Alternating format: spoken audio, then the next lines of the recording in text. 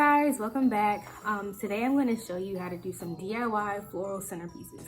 Super easy. All you need is some citrus fruit.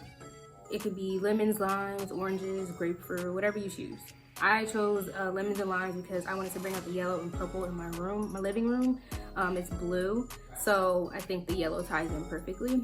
It's springtime and it's perfect for like just sprucing up your home, or if you have an event coming. Well, it's quarantine right now, so ain't nobody doing nothing. But when it's time, at least you know how to do it.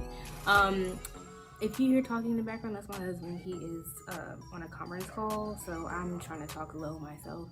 But I'm gonna go in the kitchen and show you how it's done. Also, I got these flowers from Food Lion. They were only $6 each, so you don't have to spend a fortune on flowers, because flowers can get really expensive. So in all, I spent $12, and of course lemons and limes are pretty cheap and they come in bundles. All right, let's get started.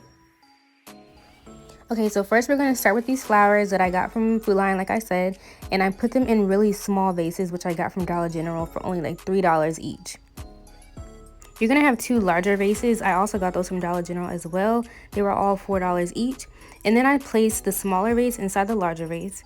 After cutting up all my lemons and limes, you're going to start placing the lemons and limes all within the crevices of the smaller vase and the large vase.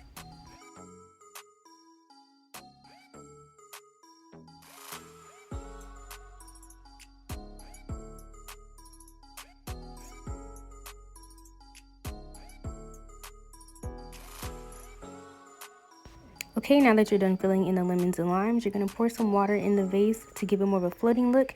And also I cut the bottom stems of my bouquet just so it gives a fuller look into the vase. Thanks for watching, guys. I hope you enjoyed. This is a super easy project and very affordable. I literally spent less than $30 on all of this. All right, see y'all next time.